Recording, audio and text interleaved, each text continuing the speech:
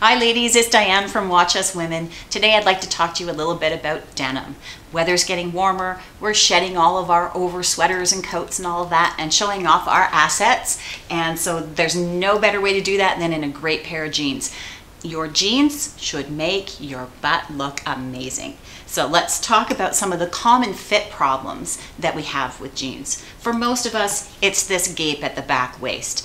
There's a couple of ways that you can address this issue. So make sure first and foremost that you are fitting the largest part of your body. If that's your hips and your tush like it is with me, then fit there and find a great alterationist and alter down what doesn't work for you.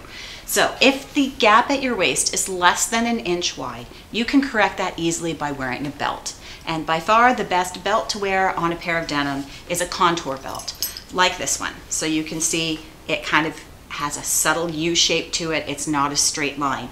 That means that when you sit down and your jeans pull a little bit at the back here, it's not going to warp your belt out of shape. It actually moves with you.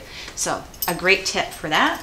If you actually find that everything else in the jean fits perfectly, you've still got a gap here and it's bigger than an inch, this is where you want to find your alterationist. And there's a couple of quick ways that you can alter this back gap to make your jeans fit you perfectly.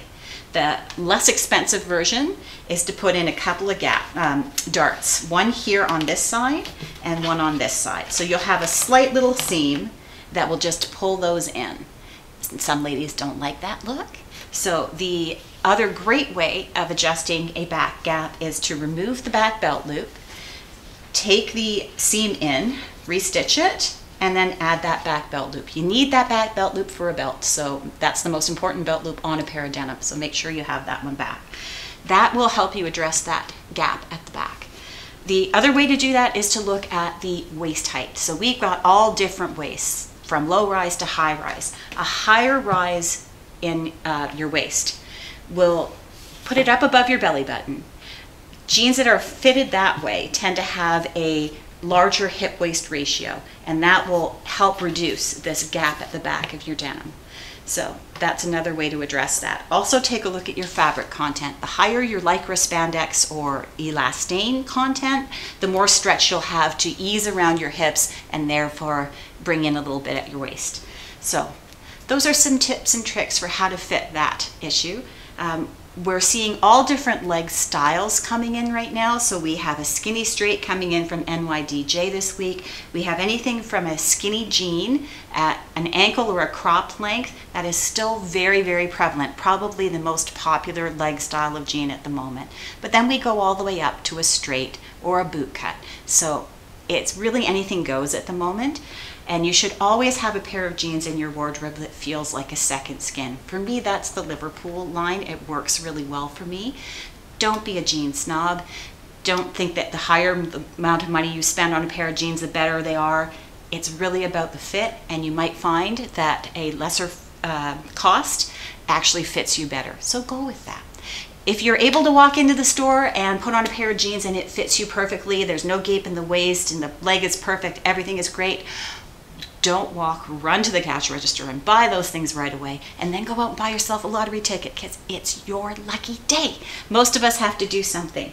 I also want to talk a little bit about pockets, because pockets make a difference as to how great your tush looks. You want them to be proportionate.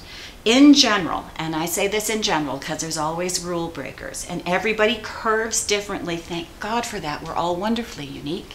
You want your pocket to end right around the spot where the curve of your tush meets your leg. That is generally the most flattering spot for a pocket to end. If it comes down lower than that, depends on how curvy you are as to how well it works. So you also want to make sure that you've got equal amounts of space between the seam and the pocket.